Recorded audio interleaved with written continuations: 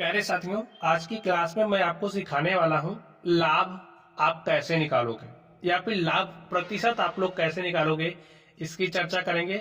साथ में ही हम लोग हानि एवं हानि प्रतिशत निकालना भी आपको सिखाएंगे। स्टूडेंट समझिए, आप लोग देखिए, इसको समझने से पहले कुछ बातें आपको समझनी पड़ेगी। जैसे आप समझिए, आपके पास एक पेन है, ठीक है। एक एग्जाम्पल के रूप में हमने एक पेन ले लिया है और ये आप समझ लीजिए मैं ही हूं, ठीक है। ये जो पेन है मैंने कहीं से खरीदा है और समझिए ये जो पेन है मैंने कहीं से 4 रुपए में खरीदा। बात मेरी ध्यान से सुनिए। ये पेन है, मैं तो बनाता नहीं हूं या फिर कोई भी बनाता होगा, लेकिन मैंने इसको क्या किया, बेचने के लिए खरीदा है। अब मैंने इसे 4 रुपए में खरीदा है और मैंने ये जो पेन है आपको 5 रुपए में बेच दिया। मेरी बात समझ गए? तो इसमें आपको दो चीजें मिली। एक तो इस पेन को मैं खरीद करके लाया था, कितने का, 4 रुपए का। ये जो 4 रुपए है इसे हम क्या कहेंगे, क्रय मूल्य। बात समझ गए? और ये जो पेन था मैंने इसको आपको बेच दिया, कितने का बेचा, 5 रुपए में। तो 5 क्या होगा, विक्रय मूल्य। विक्रय मूल्य 5 हो गया। अब आप लोग ध्यान से देखिए, क्रय मूल्य और विक्रय मूल्य को देख करके ही आप बता सकते हो व्यापार में लाभ हुआ है या हानि हुई। अब आप कहोगे कैसे?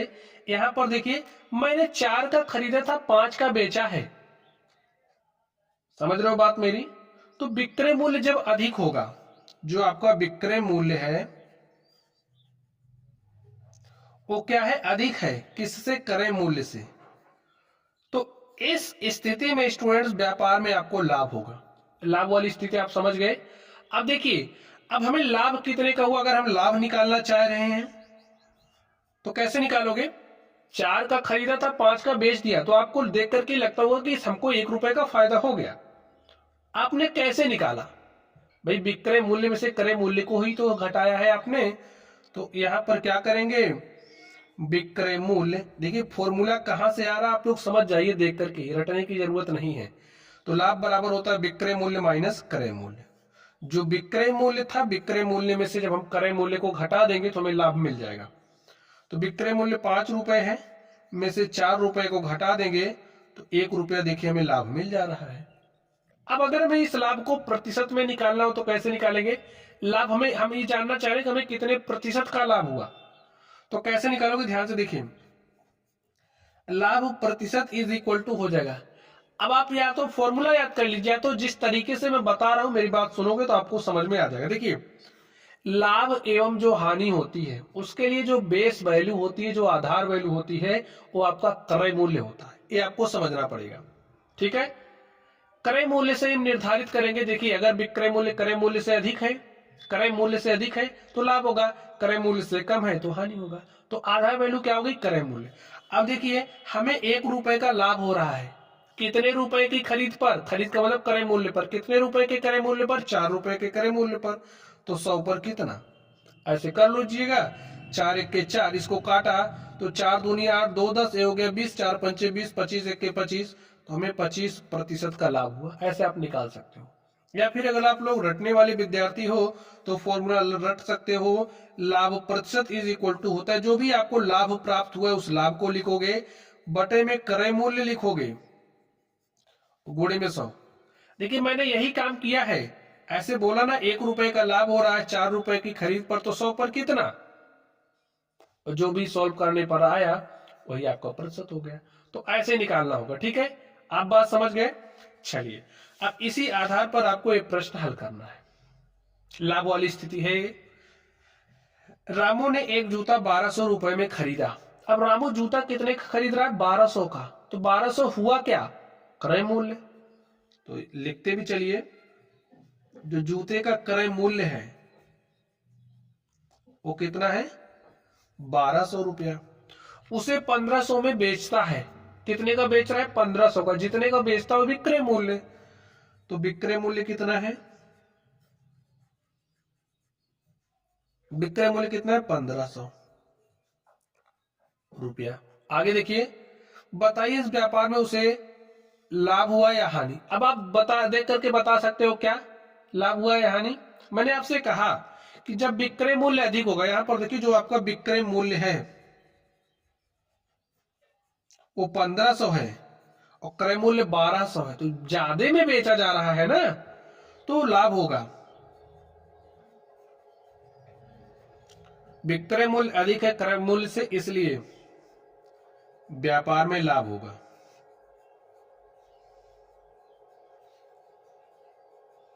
ठीक है, अब आगे देखिए क्या कहा जा रहा है, लाभ हानि प्रतिशत में ज्ञात कीजिए। यानी कि अगर आप लाभ हुआ है तो लाभ को प्रतिशत में निकालना है, या अगर हानि हुई तो हानि को प्रतिशत में निकालना है। तो इसमें लाभ हुआ है तो हमें लाभ प्रतिशत निकालना है। अब देखिए लाभ प्रतिशत निकालने के लिए मैंने आपको फॉर्मूला बताया है, लाभ प्रतिशत इज इक्वल टू होता है लाभ बटे में क्रय मूल्य और गुणे में 100। अब देखिए बिना लाभ निकाले क्या आप लाभ प्रतिशत निकाल सकते हो? नहीं निकाल सकते, तो पहले आपको लाभ निकालना पड़ेगा। लाभ कितना हो जाएगा, देखिए लाभ निकालने का कॉन्सेप्ट क्या है, फॉर्मूला क्या है, विक्रय मूल्य माइनस क्रय मूल्य। तो लिखिए विक्रय मूल्य माइनस क्रय मूल्य। विक्रय मूल्य कितना, देखिए 1500 रुपया है, में से आपको 1200 घटा देना है, तो 1500 में से 1200 घटाओगे तो आपके पास 300 आ गया। 300 का आपको लाभ हो रहा है। देखिए आप कैसे आराम से लाभ निकाल सकते हैं। ठीक है, अब आपको लाभ प्रतिशत निकालना है, तो लाभ प्रतिशत इज इक्वल टू क्या हो जाएगा, लाभ कितने का लाभ हो रहा है, 300 का, कितने की खरीद पर, 1200 की, तो 100 पर कितना, देखिए ये फॉर्मूला में हमने वैल्यू रख दिया। ठीक है, लाभ 300 का हुआ, क्रय मूल्य 1200 है, यहां पर 100। सॉल्व करिए, चलिए इसको आप 12 से काटिए, तो 12 दूनी 24, 6 तीसरे हो गया 60, 12 पंचे 60, तो 25% का क्या हुआ है, लाभ। लाभ प्रतिशत क्या आ गया, 25। ठीक है, और स्टूडेंट यही हमारा आंसर हो गया। ऐसे ही निकालना है, कोई बड़ी बात है नहीं है ना। चलिए इस पर एक सवाल हम लोग और कर लेते हैं, तो आप लोग ध्यान से देखिए। इसमें क्या कहा जा रहा है, 200 रुपए की एक पुस्तक खरीद कर रोहन ने उसे 240 रुपए में बेच दी। अब रोहन है, कोई व्यापार करता है पुस्तकों का, इसने एक पुस्तक 200 रुपए में खरीदा था और 240 का बेच रहा है। तो आप देख करके बता सकते हो कितने का लाभ हो रहा है, 40 रुपए का। तो डायरेक्टली लिख दे रहे हैं, लाभ 40 रुपए का हो रहा है और लाभ प्रतिशत निकाला। देखिए लाभ प्रतिशत क्या हो जाएगा, 40 रुपए का लाभ हो रहा है 200 की खरीद पर, तो 100 पर कितना, लाभ बटे में क्रय मूल्य गुणे 100 ही हमने लिखा है। ठीक है, सॉल्व कर लीजिए, 2 1 के 2, 2 दूनी 4, 2 शून्य 0। तो जो स्टूडेंट्स लाभ प्रतिशत है वो क्या आ गया है, 20। कितने प्रतिशत का लाभ हुआ है, 20। यही क्या हो गया, आंसर हो गया। बात समझ गए। चलिए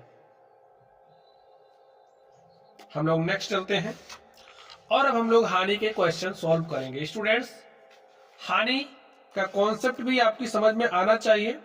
देखिए लाभ हानि कब होती है, जब आप कोई व्यापार करते हो, कहीं पूंजी लगाते हो। अब आप ध्यान से समझिए। अब मैं आपको हानि का कॉन्सेप्ट समझा दूं। आप समझिए हमारे पास एक पेन है और ये जो पेन है, इस पेन को मैंने 4 रुपए में खरीदा था। देखिए 4 में खरीदा था, तो 4 क्या होगा, खरीद मूल्य या फिर क्रय मूल्य। अब मैंने ये पेन आपको बेच दिया, कितने का, 3 रुपए में। अब आप कहोगे 3 का क्यों बेचा, तो भाई किसी कारणवश 3 में बेचा जाएगा, या तो पेन सस्ता हो गया होगा या तो कोई खराबी होगी, तभी तो सस्ता बेचा जा रहा है। तो हमारे पेन में खराबी क्या है कि ये थोड़ा सा खत्म हो गया है, इसलिए मैंने 4 का खरीदा था और 3 का बेच रहा हूं। अब हमें देखिए मैंने कितने का खरीदा था, 4 का। बात समझिए आप लोग, यहां से जो हमारा क्रय मूल्य है, जो हमारा क्रय मूल्य कितना था, 4 रुपए, और बेच कितने का रहा हूं, जो जितने रेट का बेच रहा हूं विक्रय मूल्य कह रहेगा, और मैं बेच रहा हूं 3 रुपए में। ठीक है, अब आप देख करके बता सकते हो व्यापार में आपको हानि हो रही है, लाभ हो रहा है। देखिए जब आपका क्रय मूल्य अधिक होगा विक्रय मूल्य से, ये अगर आप थोड़ा सा भी फायदा और घाटा समझते हैं तो आप समझ पा रहे होंगे। आप ही समझिए, आप व्यापारी हो, आपने कोई दुकान खोल ली, जैसे समझिए आप ही पेन बेच रहे हो, आपने 4 का खरीदा था, मुझे 3 रुपए में बेच दिया, तो आपको लग रहा होगा कि 1 का घाटा हो गया। जैसे पूंजी आपने 4 लगाई थी तो 3 में बेचा, तो आपके पास 1 रुपए की कमी पड़ रही है अपनी पूंजी से, तो वही 1 का घाटा हुआ ना। तो बस क्रय मूल्य जब बड़ा होगा विक्रय मूल्य से स्टूडेंट्स, तो इस स्थिति में आपको क्या होगी, हानि होगी। ठीक है, और हानि इज इक्वल टू क्या होगा, इस बार आप जो ज्यादा होता है उसी में से घटाते हैं। क्रय मूल्य अधिक है तो क्रय मूल्य में से घटा देंगे माइनस विक्रय मूल्य, तो इस तरीके से हमें हानि मिल जाएगी। और अगर आपको हानि प्रतिशत निकालना है, हानि लिख देना, कितने रुपए की हानि हो रही है बटे में क्रय मूल्य। देखिए मैंने कहा ना बेस वैल्यू क्रय मूल्य ही होता है, तो क्रय मूल्य गुणे में 100, इसको लेकर के हल कर लोगे तो आपको हानि प्रतिशत मिल जाएगा। अब यहां पर आप लोग ध्यान से देखिए, सावित्री ने एक पर्स 250 रुपए में खरीदा, तो 250 क्या है, खरीद मूल्य यानी कि क्रय मूल्य। क्रय मूल्य कितना है, 250 रुपए। किसी कारणवश उसे पर्स 200 रुपए में बेचनी पड़ी, तो विक्रय मूल्य कितना है, 200। बताइए उसे कितने रुपए की हानि हुई, हानि प्रतिशत भी ज्ञात कीजिए। अब कितने रुपए की हानि हुई, देखिए विक्रय मूल्य कम है, क्रय मूल्य अधिक है, देख करके ही आपको पता चल रहा है व्यापार में हानि हो रही है, तो हमें हानि निकालना है। हानि इज इक्वल टू क्या होता है, क्रय मूल्य माइनस विक्रय मूल्य। क्रय मूल्य कितना है, 250, विक्रय मूल्य कितना है, 200, और 250 में से 200 घटाओगे तो 50 आएगा, तो कितने का घाटा हुआ, कितने की हानि हुई, 50 रुपए की। अब आपको हानि प्रतिशत निकालना है। हानि प्रतिशत इज इक्वल टू, देखिए 50 रुपए की हानि हो रही है 250 की खरीद पर, तो 100 पर कितना हानि बटे में क्रय मूल्य गुणे में 100 ही लिखा है, भ्रमित नहीं होना। ठीक है, 25 एक 25, 25 दूनी 50, 2 गुणे में 10, अर्थात 20% की आपको हानि हुई है, सावित्री को हानि हुई। ठीक है, तो हानि प्रतिशत क्या है, 20, तो सावित्री को 20% की हानि हुई है। चलिए इससे संबंधित एक प्रश्न हम लोग और सॉल्व कर लेते हैं। स्टूडेंट्स क्वेश्चन को आप लोग ध्यान से पढ़िए, देखिए इसमें क्या कह रहा, 4800 रुपए के एक स्मार्टफोन को कद्दू ने 4200 में बेच दिया। कद्दू कोई व्यक्ति है, ठीक है, 4200 में बेच दिया। बताइए उसे कितने प्रतिशत की हानि हुई, आपको प्रतिशत हानि बतानी है, तो हानि प्रतिशत इज इक्वल टू हो जाएगा 4800 के स्मार्टफोन को कद्दू ने 4200 में बेचा है, विक्रय मूल्य 4200 है, क्रय मूल्य 4800 है, तो हानि कितनी हो जाएगी, 600।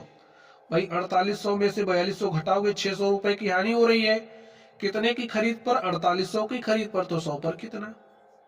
सॉल्व कर लीजिए, 0 से 0 कट गया, इसको काटते हैं, देखिए 12 से काट दे, 12 चौके 48, इसको 12 से काटा, 12 पंचे 60, 12 शून्य शून्य। ठीक है, 4 से काटते हैं इसको, 4 के 4, 1 5, ये हो गया 10, 4 दूनी 8, 2 10, ठीक है, बटे में 4।